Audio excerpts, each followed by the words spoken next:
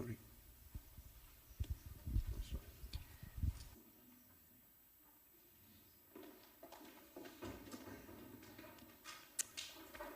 good afternoon, everyone. Say the law and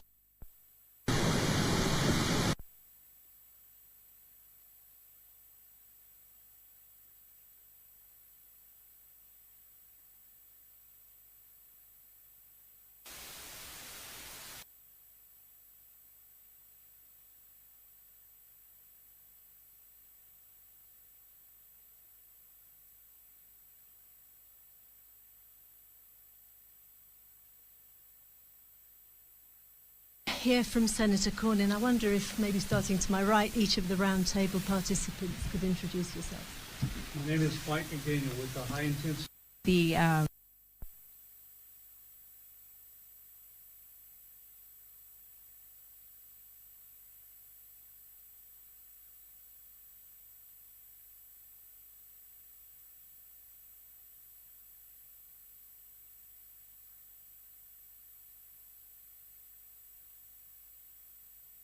Taking this one off. My name is Mike McDaniel with the High Intensity Drug Trafficking Area Program. Hi everybody, I'm James Langabeer. I'm a professor of psychiatry and emergency medicine at UT Health Houston, and I am the founder and creator of the Houston Emergency Opioid Engagement System here at Houston. Hi, I am Mary Beck. I am president and CEO at the Council on Recovery. My daughter, Catherine. It's now my honour to introduce. Thank you so much for introducing yourselves, and thanks for making it here through the rainstorm. It's now my honour to introduce. Thanks for making it here through the rainstorm. It's now my honour to introduce. when there is demand.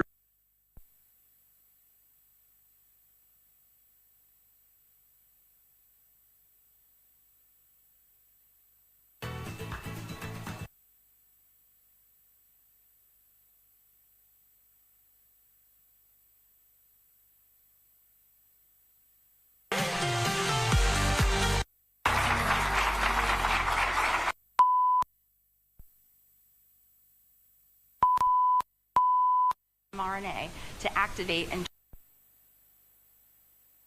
Dr. Biden announced 200 democratize access to cancer research data.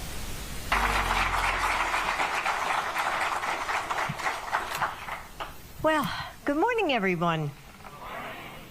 And it's wonderful to be back here in Georgia. And President Fenves, Dr. Santangelo, make sure I get it all right. Anyway, thank you for the warm welcome to Emory.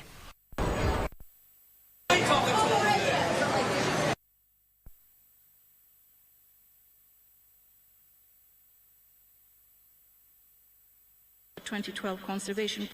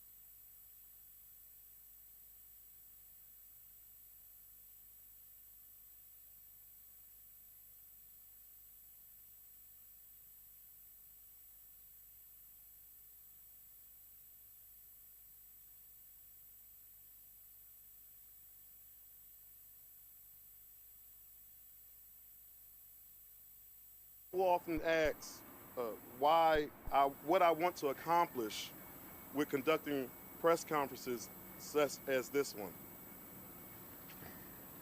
First, I want the family of Ms. Rose Goodman to know that I will not rest, Detective Sanchez will not rest, and Detective Jenkins will not rest until the person who has committed this brutal crime is apprehended. Second, I want the family and friends of Ms. Rose to have the opportunity to be in court and see the coward who took her away from them. Lastly, I want the coward who took Ms. Rose Goodman away from her family and friends to know your life will never be the same. You will never have a good night's sleep. You will look over your shoulder constantly because you will not know when the day will come when we will be outside your home. I do promise you, with the help of the community and the hard work and dedication of the members of the homicide unit, that day will come. Again, if anyone has information on the homicide investigation of Miss Rose Goodman, please contact the homicide unit at 215-686-3334 and ask to speak to Detective Sanchez or Detective Jenkins. If any person wishes to remain anonymous, you can also call 215-686-TIPS and leave the information. And as always, in all homicide investigation, there is a $20,000 reward.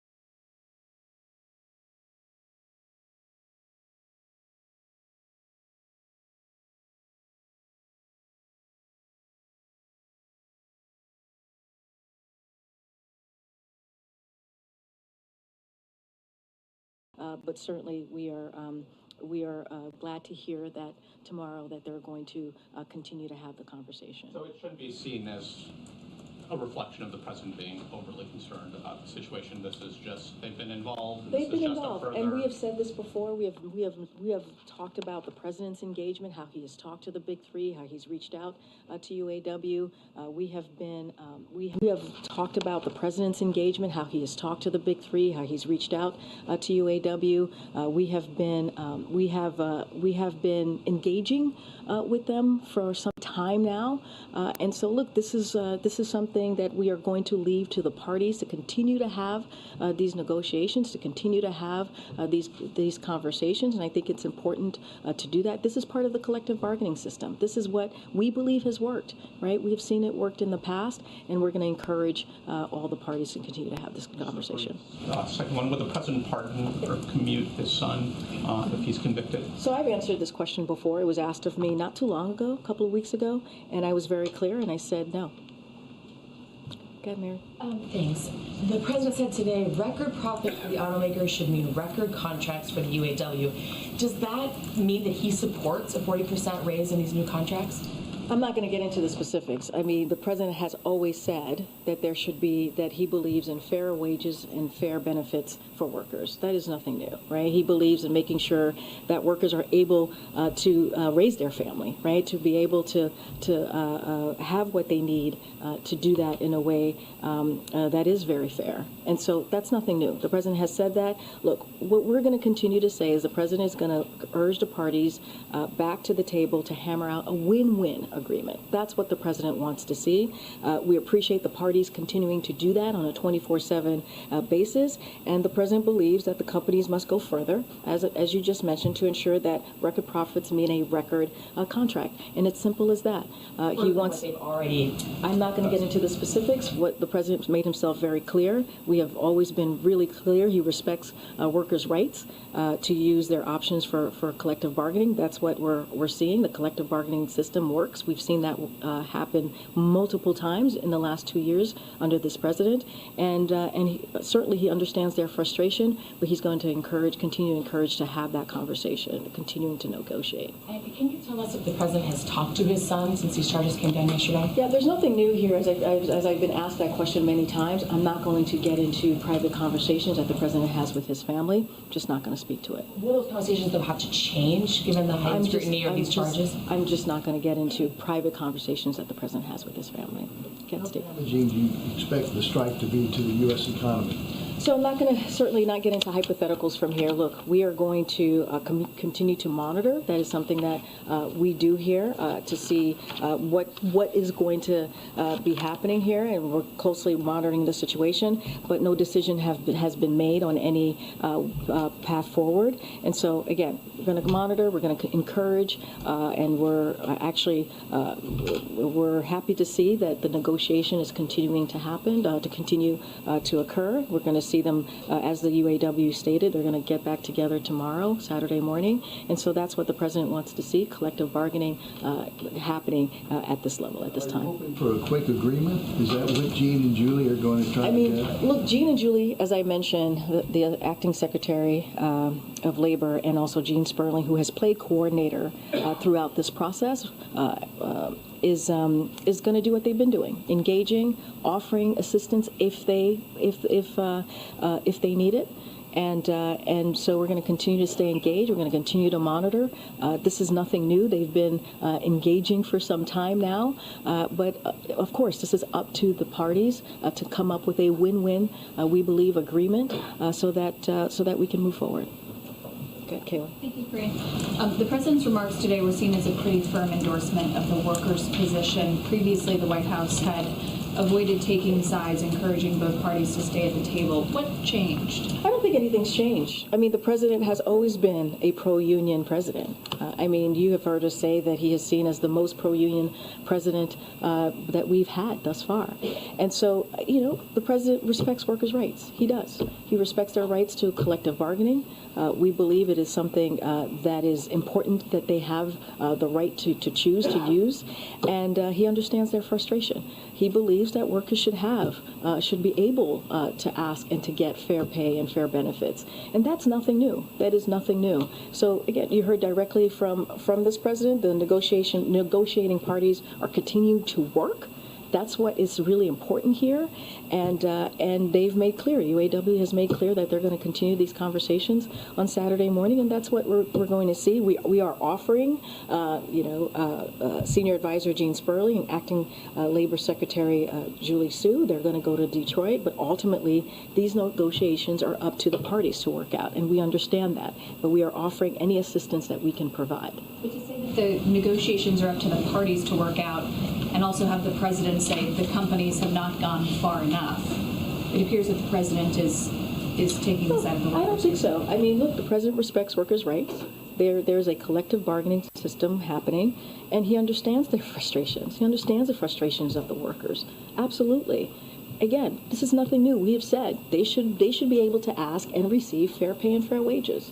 Fair benefits. And so that's what we want to see. Those conversations, those negotiations are continuing to move forward. We appreciate for what they've been doing for the past 24/7, the past 27 period of time, right? And, we want to see them continuing to work this out, and that's what they're doing. Can you speak to some of the difficult intersections here for the president? He obviously supports electric vehicles and development of that. He clearly supports labor, as you've discussed. Michigan is important, and that, of course, is a big part of where the big three reside. So these sort of different points of pressure on the president when he is trying to send a message that really has different audiences here, and they're at odds in some ways when you're talking about management and labor. Could you just speak to the sort of unique set of circumstances here? I mean, look, there are always unique sets of circumstances when we're talking about collective bargaining with unions, right? We saw that with UPS and Teamsters. We saw that with with the West Coast ports. I mean, there are always interesting circumstances that lie in front of us that needs to be worked out. But again, the president has been very clear. This is why collective bargaining, we believe, is important here. This is why we appreciate all the sides staying at the table and continuing to have this conversation, because what the president and what I've just said, we believe that they can hammer out a win-win agreement. We think that could happen. And so I don't think there's anything unique about this. We have seen this before, but we continue to encourage to move forward in a way where they're at the table, they're hammering this out, they're doing it in good faith, and they come forward and in a place where it's a win-win agreement for everyone. And so that's what the president's going to continue to do. Again, we've seen it with the West Coast ports, we've seen it with the Teamsters and UPS, we've seen it with the railroads, right? We've seen it with the rails, so we've seen this before. So again, all of them are interesting circumstances. The president's going to continue to speak for workers' rights and also continue to say, let's continue to have those conversations, collective bargaining. We are listening to the White House briefing. They're talking on a number of issues. We are going to take a 2-minute break here. Stay right here with us. Always more to come on Live Now from Fox. Secretary Shu's involvement. But now that the strike is underway, can you just clarify, do you anticipate the president reaching out personally again to the UAW and to the big cheerleaders? So I don't have anything to read out at this time. You heard directly from the president and how he wants to see a win-win agreement for folks to continue to stay at the table. Just don't have anything to read out as far as a call or conversations that the president's going to have. And can you confirm the report that the Biden administration is considering options to provide aid to auto suppliers who are impacted by the strike, including potentially Labor Department grants and small business loans? So look, we're monitoring the situation. I just don't have any announcements or decisions to make or anything to confirm at this time. Thanks, Corinne. Is the White House planning to have a news conference next Thursday when President Zelensky visits the White House? So you just heard from the National Security Advisor. He just announced the visit from President Zelensky. We're going to hammer out what that day looks like, what the logistics are going to be. I just don't have anything at this time. And a second question for you. The president is reportedly going to be having a democracy speech in the next couple of weeks. What can you tell us about that? What's the message he hopes to deliver, and why now? I'm not going to get ahead of any announcement of a presidential speech. Once we have something to announce, certainly we will share that. Just not going to get ahead of it at this time. On Sue and Starling's deployment to Detroit, can you clarify the timing of that? Did the president ask them after the deadline? Are they there yet? And when you say they've been active in the conversations, what has the help that they've provided look like? And then I have a COVID question. No, totally. So, look, we've been engaged with the parties on a regular basis. We have. And I've mentioned this multiple times over the past several weeks, certainly probably even more, a couple of months. And so we are making it clear that if it's helpful, right, the president's team continues to stand ready to assist. And that is what the president was laying out in having the acting secretary, Julie Sue, and his senior advisor, Gene Sperling, go out to Detroit. But they have been regularly engaging for some time now. This is just a continuing engagement that we have seen. And I'm not going to get into point by point on what's been discussed, what's been put forth in front of anybody. This is a conversation that is happening amongst the folks who are certainly at the table negotiating, but I'm not going to get into specifics from here. The president asked them to go to Detroit after the deadline. I don't have any timeline, but what I can say is they have been engaged for some time now. both Gene Sperling, both Julie Sue, at the direction of the president for some time. And so this is a continuation of that engagement. Again, the president is urging parties to continue to have those conversations, to stay at the table, and he appreciates what they have been doing for 24/7. We're going to see, as the UAW has made clear, their desire to continue those negotiations and with the companies, and we're going to see that set tomorrow morning. And then on COVID, what is the White House's reaction to Governor DeSantis' announcement advising against COVID boosters for people younger than 65? Is the White House concerned about this, especially considering snowbirds are going to be heading down to Florida soon? And also, will the president get boosted, or will he do that? Yeah, I've answered the second question already, which is the president is going to get the updated booster. That is something that he is planning to do. So I answered that question a couple of days ago. Look, the fact is that we know that these vaccinations against COVID-19 remain effective. They do. And they protect people from going to the hospital or avoiding the hospital, long-term health challenges and death. And as we head to the fall and winter season, this is the best way to protect yourself from COVID. And so this has been, and let me add, this has been thoroughly reviewed, right, by scientists, by the experts, leading public health agencies, and they are safe and they are effective. And this is a message that we'll continue to push. And we know since this administration's launch of the largest vaccination program in our nation's history for COVID-19 vaccines, those vaccines has saved millions of lives. That is something that we know. So this is when you look at the vaccines that these new boosters, this is something that public experts have approved.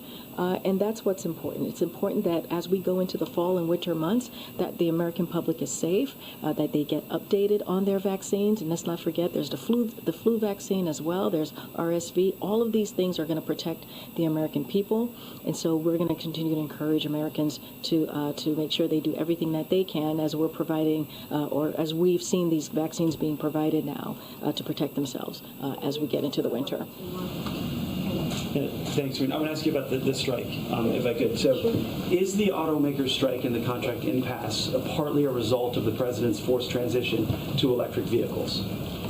No, we don't believe that to be. Look, and you've heard us say this. Jared was here just the other day. He talked about the president's policies as it relates to the future of auto industry and how it's going to rebuild America, right? Making sure that we're making things in America, right, by American workers. That has always been the president's focus. EV sales, if you look at it, hit a record high last quarter, increased by nearly 50% from the same time last year, and EV prices are down 20% year over year, being driven in part by Inflation Reduction Act credits. So again, thanks to the president, thanks to congressional Democrats, sales are going up and costs are coming down, and that's what we're seeing. But Ford says it's going to lose $4.5 billion this year on its EV division. But look, I just laid out how important this provision, as it was part of the Inflation Reduction Act, how important it is, how sales are indeed going up, right? That's Ford, right? Sales are going up while costs are going down. Really important for bringing manufacturing jobs here, making sure we're building in America, also making sure that we're dealing with the climate crisis. This is what the president's focus is on, right? Making sure that we rebuild an industry back in America, as well as bringing jobs back here too. And so that's what we're seeing. Again, sales are going up and costs are going down. One more quick thing. I want to get your reaction. The U.S. Chamber of Commerce president released a statement saying, and I'm going to read this, the quote, "The UAW strike, and indeed the summer of strikes, is the natural result of the Biden administration's whole-of-government approach to promoting unionization at all costs. For the 94% of American private sector workers not in a union, the costs are stacking up." I want to get your reaction.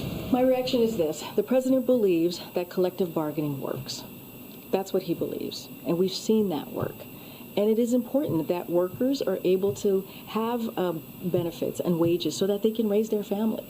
That's what the president has always talked about, whether it's his economic plan or in this instance, as we're talking about unions and making sure that workers, right, come together with the companies and have these businesses and have these win-win, hopefully, agreements. And so it's important that workers' rights, right, they have their rights, are able to ask for fair pay, fair wages. And that's what we're going to continue to say. That's why we believe the collective bargaining system works, and we have seen that happen, and it's important that we move forward in that direction. Okay. Just a couple on COVID. Will the president get that shot on camera like we've seen him do with his previous vaccination rounds? I don't have anything to share about how that's going to look, if it's going to be in front of camera or not. What I can say for sure is the president is going to get the updated booster. I just don't have anything to announce at this time. And the administration has said that there will be free vaccines this round for uninsured Americans and through the Bridge program. But there are certainly concerns among experts about the rollout over the next couple of weeks being having disparities for people that have insurance getting it out to pharmacies or to the sites where people without insurance would go. And already we're seeing that there isn't availability at the Bridge sites just yet through vaccines.gov. What is the administration doing to make sure that there isn't a difference for people who don't have insurance, where they can get it, how quickly they can get it, versus those that do have insurance? So look, this is something that, as you know, from the beginning of our comprehensive vaccination program, we've always made sure that we do the micro-targeting, making sure that we don't leave communities behind. That has been incredibly important. In order to fight the pandemic, to fight COVID, you have to make sure that all communities are certainly getting this vaccine. So that is not going to change in this regard. And so look, HHS has a number of initiatives underway, including community stakeholders and digital outreach. That's going to continue.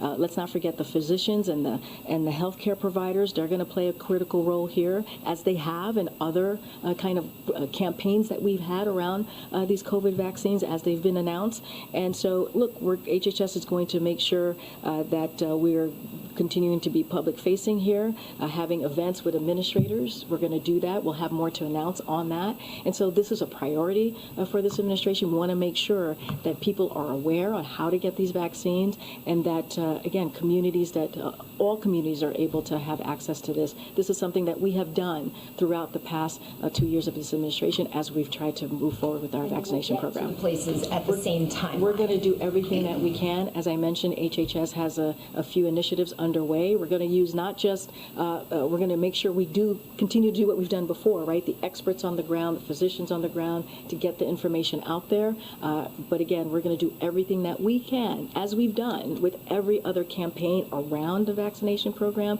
to make sure that all communities have access to this. Thanks, Corinne. You've seen all the public polling, people concerned about age. How does the president plan to convince the American people over the next year that 80 is not too old for someone who's running for re-election? 80 is the new 40. Didn't you hear? Look, it is. Let's. I get asked this question about once a week, maybe twice a week. I don't know. I've lost track. This is a president, if you think about it. In 2019, he got the same criticism. In 2020, he got the same criticism. In 2022, he got the same criticism. And every time, he beats the naysayers. Every time he does above and beyond and makes history in doing that, that others are not able to do, right? And I think that's really important too. You look at his record, you look at he's been able to bring both sides together to get some really important things done. That matters. If you think about what the president and the vice president was able to do in 2020, 80 million votes. 80 million votes, more than any other ticket in history. And they did that in 2020. And so, I get the question on age. Certainly we all do. But what we're going to continue to talk about is the record that this president has had. It's been a historic record. It is something that's going to change the lives of Americans. You think about his economic policy. You think about the infrastructure plan. You think about, I was just talking about the Inflation Reduction Act, whether it's EV, fighting climate crisis, whether it's lowering drug costs because now Medicare is able to fight Big Pharma. All of these things are things that president before this president have been trying to do for years and years and years and have not been able to do that. And so that's what we're going to focus on. We're going to focus on how can we continue to do big things and how we're going to build on the successes that this president has had in the last 2 years. Given all that, everything you just listed, why do you think so many Americans still say they have concerns about someone in their 80s being president? You know, I can't speak to every American out there and their concerns. What I can speak to is what this president has done, right? I can speak to his experience. I can speak to the wisdom that he has. I can speak to his record. When it comes to how Americans, what they're saying about your particular question to me, that's for them to speak to. I can just stay on our message, the platform that we're trying to push forward, and that is delivering for the American people. We believe that we're doing that. You just heard the president talk about Bidenomics and how it's building a middle class, right, from the bottom up, middle out, and how because of the economic policies that we've seen some historic growth, right? The 3.5 million jobs, unemployment under 4%. All of these things matter, and making sure that inflation is being moderated, and that's what we've seen. So all of these things are important. I get the question, but what we're going to focus on is how we're going to continue to build on this president's record, and that's what I can speak to. All right, thanks everybody. Have a great weekend. All right, White House briefing wraps up there for the week. A lot there to discuss, talking about the automakers and the strike that is happening right now between UAW and the automakers. Of course, the latest there on Hunter Biden indictment from this week. And then we hear from the President Biden earlier today as well. So we got you covered here as always on Live Now from Fox. Always great to be here with you as we continue to track Hurricane Lee there, as it has its eyes on New England. We'll have more updates throughout the day right here for you as always on Live Now. But let's take another 2-minute break.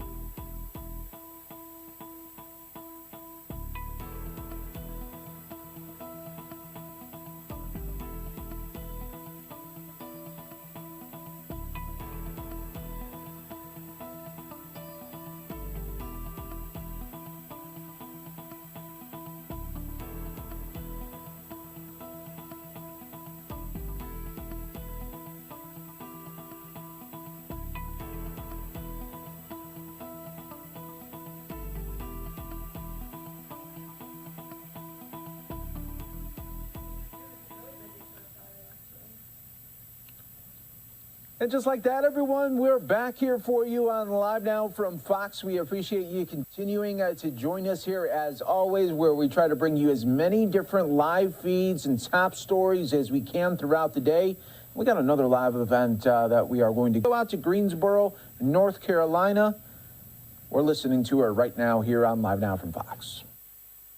You were probably in high school, trying to figure out how you're going to even get your applications into college, how you're going to get your finals done, how you're going to graduate, if you're going to have a graduation. For those who are already in college, trying to figure out how you're going to graduate and where you're going to live and are the dorms going to be open. Our country faced so much hardship during the height of that pandemic, so much loss of life. People lost their jobs, loss of normalcy. And in spite of all of that, you all got out there and stood in line, filled out a ballot, early voted, dropped it in a drop box, and exercised what we learn at HBCUs, which is the importance of self-determination, to make sure you were heard. And as a result, in 2020, we had the highest young voter turnout in history. You all did that.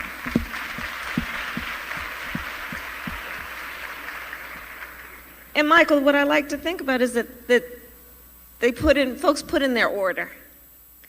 And so they said, for example, our HBCUs are centers of academic excellence, but for too long have been underfunded. And so pay attention to that. And because you voted, we, Joe Biden and me and our administration, have put over $7 billion into our HBCUs.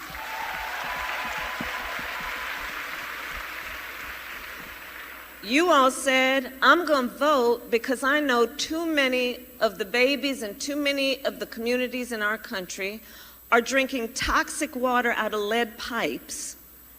And it is time that is addressed because it is having an impact on their health and learning abilities. And because you voted, we are now in process, to a great deal because of Administrator Regan, in the process of eliminating all lead pipes in America. Because you voted and said during the height of the pandemic, it's not right that some people don't have access to or cannot afford high-speed internet. It is not a luxury, it is a necessity in life. And because you voted, we are now on the path to ensuring all families and individuals will have access and be able to afford high-speed internet. You voted and said, y'all got to deal with these student loans. Because especially we know for HBCU students, we're talking about a majority are on Pell Grants. Many are first in the family to go to college and should be able to study and not have to worry about whether they have to take a job based on their income alone versus what they want to do in terms of their passion. And so we have been reducing payments for student loans, and I'll say to the juniors and the seniors who are here, look up what we're doing. It's called SAVE, S-A-V. It's an acronym that is for the reduction of student loan payments to zero with zero interest if you come out of school making less than $30,000 a year, which for a lot of the types of jobs that are public interest would be in that salary range. So these are some of the many examples of why when you voted it made a difference, because be clear, you vote for something, but you got to also look at like who's on the ballot. And of the people who are on the ballot, who will best represent your needs. And the other thing then you would understand, and we all are experiencing every day out of Washington, D.C., is there are plenty of folks on the ballot who are not representing necessarily the needs of the leaders who are in this room. You know, it's surreal when you talk about voting and access. I voted for the first time right here in this room. I'm a proud graduate of North Carolina A&T, and the voting booths were set up, and I remember how proud I felt casting that ballot. Now there are so many laws that are attacking our right to vote. Like you said, young people came out in record numbers in 2020, and now there are so many different bills that are being presented to try to stop that from happening. Can you talk to us a little bit about what we can do to combat those attacks on our right to vote? Terrence, you can be more correct. You know, listen, I traveling this country, I'm fully aware. I do believe there is a national agenda which is about a full-on attack against hard-won, hard-fought freedoms. So on the freedom to vote, you see laws. First of all, let's also understand back to 2020, one of the highest rates of young people voting. Well, that scared a lot of people. And so you saw almost immediately thereafter laws being proposed and passed like the one in Georgia, that makes it against the law to give somebody food and water if they are standing in line to vote. The hypocrisy abounds, because, you know, by the way, what happened to love thy neighbor? Right? Laws like the ones that Governor Roy Cooper has been fighting against that would divide A&T into separate districts to dilute your power as a group to vote based on your collective interests. We are seeing laws that are being passed that would say that student IDs are not sufficient to prove your identity to vote, because when you all vote, it scares some folks. But when you vote, you have the ability to determine the future of our country in a way that might challenge a lot of people's notions about what is possible and who can possibly do it. And so when we look at these attacks on voting, let's understand that there is an effort to make it more difficult for you to vote so that you don't vote. Not to mention those who would suggest that, oh, if you vote, it won't make a difference. Or those who would suggest, your vote's not going to count, and, you know, they don't want you to vote anyway. And I think it's really it's powerful when we understand when people are trying to suppress our vote and make us feel small, and to make anybody feel like they don't matter and don't count. And don't fall for it. Don't fall for it. Because when you all vote in your numbers, so much is going to change about our world. Well, Madam Vice President, you know, you're no stranger to justice. And I believe that this administration has such a strong position on environmental justice because of what you bring to the table. I believe that as district attorney in San Francisco, you established one of the first environmental justice units of any prosecutor in the country. In addition to environmental justice, I think with your leadership, we are making